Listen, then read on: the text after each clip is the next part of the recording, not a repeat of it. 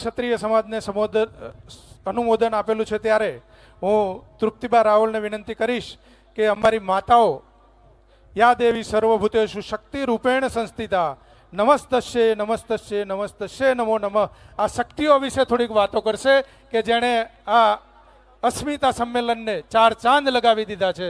તૃપ્તિબા રાવલ.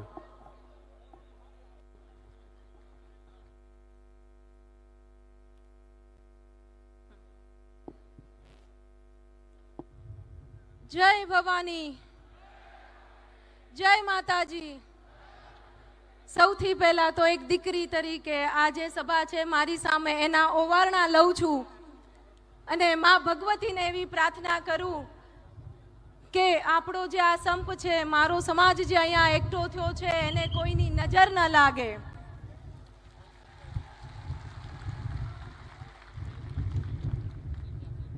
આપણો ગૌરવવંતો ઇતિહાસ, આપણા વડીલો પાળ્યા થયા. આપણે અત્યાર સુધી ઘણી બધી ચર્ચા કરી, મારી પહેલાના વક્તાઓએ પણ કહ્યું. હું વધારે નથી કહેવા માંગતી, પણ આપણે જ્યારે લોકશાહી આપી ત્યારે આપણો ગૌરવવંતો ઇતિહાસ આપણે આપ્યો હતો અને આજે લોકશાહીમાં સત્તાની લાલસામાં 70 વર્ષના વયોવૃદ્ધ, આ શબ્દ હું એટલે કહું છું કારણ કે આપને આટલા દિવસથી એવું સમજાવવામાં આવ્યું છે કે ભૂલ થઈ છે, 3 વાર માફી માંગી છે, પણ આપણે અત્યાર સુધી આપણો ઉજળો ઇતિહાસ ગાતા આવ્યા છીએ. અમારી છેલ્લે જ્યારે સંકલન સમિતિની જામનગર મીટિંગ થઈ ત્યારે કદાચ મારા મોઢે એમ જ શબ્દો બોલાઈ ગયા હતા કે ક્યાં સુધી આપણા દીકરાને આપણે મહારાણા પ્રતાપની વાતો કરશું, ક્યાં સુધી શિવાજીની વાતો કરશું, ક્યાં સુધી રાણી લક્ષ્મીબાઈની વાતો કરશું, જીજાબાઈની વાતો કરશું. મારીને તમારી અંદર કોઈક રાણો ઊભો થાય, મારીને તમારી અંદર કોઈ લક્ષ્મીબાઈ ઊભી થાય. અને આજે આ સમય છે આપણો ગૌરવવંતો ઇતિહાસની રક્ષા કરવાના. ત્યારે મારી સામે અહીંયા હજારો રાણા બેઠા છે, મારી સામે અહીંયા હજારો લક્ષ્મીબાઈ બેઠી છે. એને હું વધાવું છું અને આવકારું છું. આપ જોઈ રહ્યા હશો કે આટલા દિવસની આપણી જે આ લડાઈ છે એમાં સંકલન સમિતિના આપણા વડાઓ જે કોઈ એક રણનીતિ સાથે, એક અનુશાસન સાથે આપણને જે આદેશ કરી રહ્યા હતા એને આપણે સૌ આપણી સંસ્કાર અને મર્યાદા સાથે લોકશાહીમાં લડત આપી રહ્યા હતા. હું આપને અહીં નોંધ લેવા માંગુ છું કે મારી બહેનોએ, વડીલોએ મને કીધું અને મારા પ્રમુખ તરીકેના મારી બહુ નાની ઉંમર છે, હું આપને એ પણ કહું કે અમારી સંકલન સમિતિમાં સૌથી નાની ઉંમરની સંસ્થાની પ્રમુખ છું અને હું સંકલન સમિતિની આખી ગુજરાત રાજ્યની પ્રમુખ છું.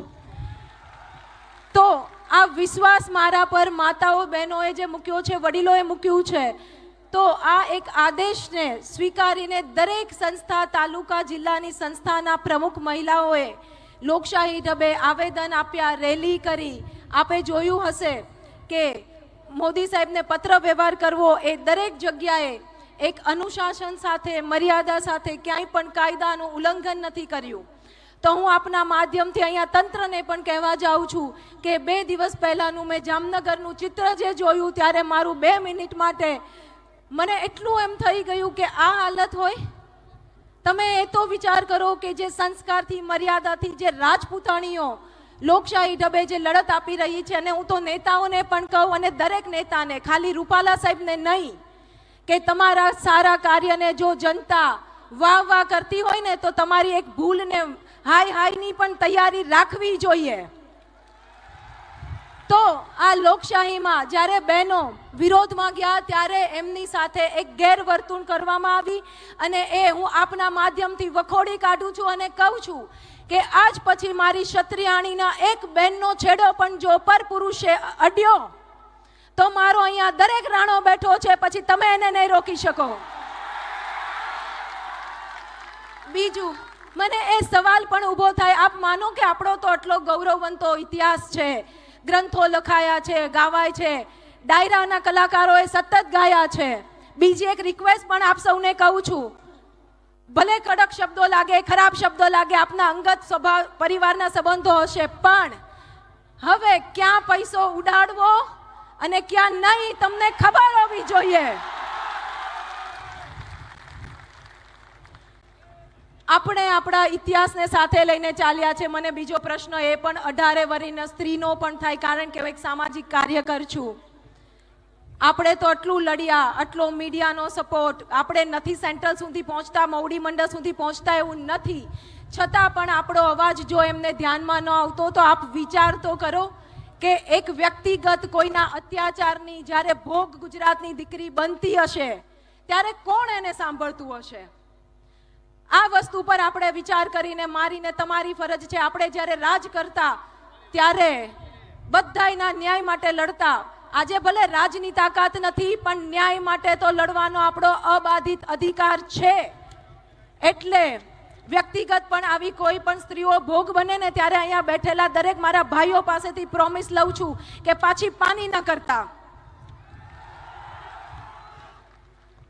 હવે બીજી વાત એ પણ અમને ઘણા દિવસથી સમજાવવામાં આવ્યું, આપને સૌને સમજાવવામાં આવ્યું કે મોદી સાહેબનું જે હિન્દુત્વનું સ્વપ્ન છે અને આ એક ટિકિટ છે, એક રૂપાલા સાહેબ છે,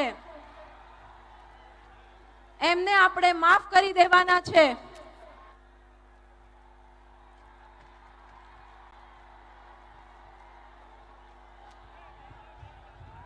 બેસી જાઓ, બેસી જાઓ, બેસીને આપણે ડિસિપ્લિનમાં બેસી રહો. બધા હાથ ઉપર કરો ખાલી. આપણી વચ્ચે જે કોઈ મહેમાન આવે છે આપણે હાથ ઊંચો કરીને એમને આવકારીએ.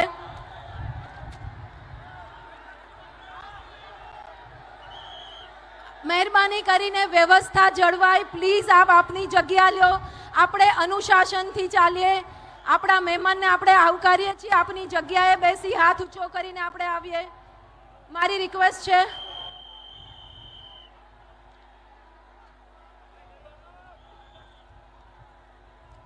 મહિપાલસિંહ ભાઈને, વીરભદ્રસિંહ ભાઈને આપણે આવકારીએ છીએ તાળીઓના ગડગડાટની સાથે.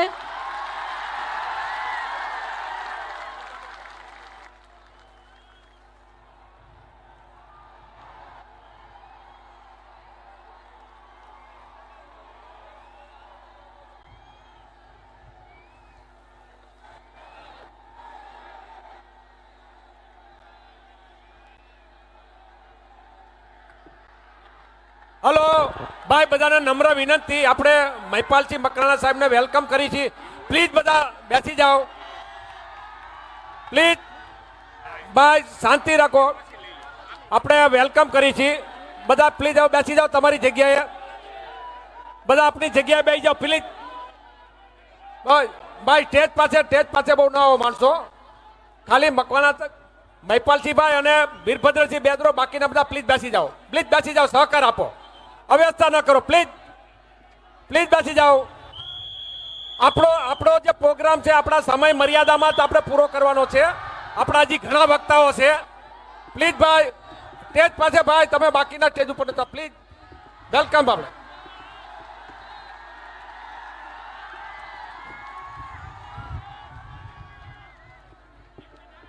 ખૂબ ખૂબ ધન્યવાદ.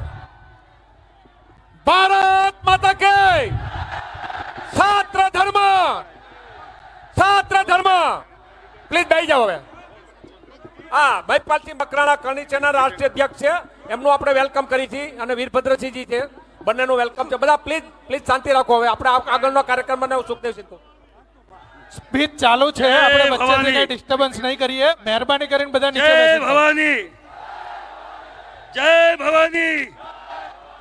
राजपूत एकता, राजपूत एकता. अभी सब विराजमान हो जाए. अभी तो बहुत सारे लाखों लोग अभी सड़कों पर हैं और मैं भी आपके बीच में हूं. अभी तो गुजरात उठा भर है, देखना अभी नजारा बाकी है. मैं आपके बीच में हूं. जो वक्ता बोल रहे हैं उनके बोलने दीजिए और फिर मैं भी आपके बीच में रहूंगा. जय भवानी. બાસરી તૃપ્તિબા, બધા હવે નીચે બેસી જઈશું, જગ્યા લઈ લઈશું શિસ્તબદ્ધ રીતે. આપણે જે આપણા વખાણ કરીએ છીએ એનો આપણે અમલમાં મૂકીએ.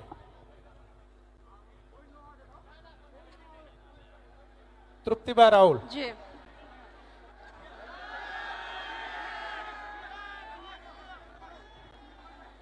હું અહીંથી જય ભવાની અચ્છા, હવે મુખ્ય વાત જે આપ સૌને કહું છું અને આપ સૌ આના પર નોંધ લો. આપણે સૌ જાણીએ છીએ એટલા દિવસથી આપણને જે કહેવામાં આવ્યું, આપણા જ સમાજના બીજા ભાઈઓ આપણા જ એમને ક્યાંક ને ક્યાંક આપણને સમજાવવામાં મોકલવામાં આવી રહ્યા છે. તો આપ સૌને હું એ પણ વિનંતી કરું છું કે એમની કોઈક મર્યાદા આવતી હોય, બાકી એમનું ગોત્ર તો આજ છે જે તમારે ને મારું છે.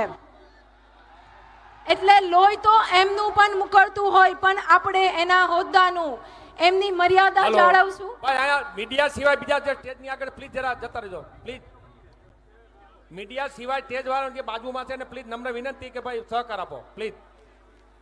હવે આટલો મોટો પ્રશ્ન હોય અને આપણને જ્યારે નજરઅંદાજ કરવામાં આવતા હોય ત્યારે હું અહીંથી કહેવા માંગુ છું કે પાર્ટીમાં જો વિખવાદ હોય તો 2 સીટ ઉપરથી ઉમેદવાર બદલવામાં આવે. પાર્ટીમાં જો વિખવાદ હોય તો રાતે-રાત મંત્રીમંડળ બદલવામાં આવે. તો એક રૂપાલા સાહેબ જ્યારે બહેનો દીકરીઓ પર નિમ્ન કક્ષાની ટિપ્પણી કરી જાય તો એમને કેમ બદલવામાં ન આવે? શું તમે અહીંયાથી એવો મેસેજ આપવા માંગો છો કે લોકશાહીમાં દરેક નેતાને પરમિશન છે કે સત્તામાં બેસવા માટે જ્ઞાતિ જાતિ બેન દીકરીઓ પર ટિપ્પણી કરી શકે? બીજું, અહીં મારી સાથે ઘણા બધા એવા હશે કે જે મોદી સાહેબના ચાહક હશે અને બહેનો દીકરીઓ પર આવ્યા, અહીંયા પ્રશ્ન આવ્યો છે ત્યારે આવીને ઉભા રહ્યા છીએ. અત્યારે ગામે ગામે મેં ભી મોદી કા પરિવાર એક મુહિમ ચાલે છે. તો હું અહીંયાથી આ માધ્યમથી કહેવા માંગુ છું કે મેં ભી મોદી કા પરિવાર, અને હવે મોદી સાહેબના બહેનો દીકરીઓ પર ટિપ્પણી થઈ છે તો મોદી સાહેબ શું જવાબ આપશે? લડાઈ લાંબી છે, આપણે સૌ જાણીએ છીએ. અમને ઘણા કહેવા આવ્યા, અહીંયા મીડિયાએ પણ પૂછ્યું કે બેંક ટિકિટ રદ નહીં થાય તો શું કરશું? એટલે મેં કીધું કે હવે તો કેસરિયા કરીને નીકળી ગયા છીએ. પરિણામ જે પણ આવે પણ લડી લેવાની તૈયારીમાં છીએ. હું અહીં કવિ દાદને ફરી યાદ કરવા માંગુ કે શિખરો જ્યાં સર કરો ત્યાં કીર્તિ સ્તંભ ખોડી શકો, પણ ગામને પાદરે એક પાળિયો એમ નામ ન ખોડી શકો. ડરાવી ધમકાવી ઇન્સાનના 2 હાથ જોડાવી શકો, પણ પહેલા કેસરીના 2 પંજાને એમ ના જોડાવી શકો. તો અહીંયા આ બધા કેસરીઓ ભેગા થયા છે. એક વાત નક્કી છે, સ્વાભિમાન સાથે સમાધાન નહીં અને નહીં, અને સ્વમાનના ભોગે પણ રાજકારણ નહીં અને નહીં. જય માતાજી.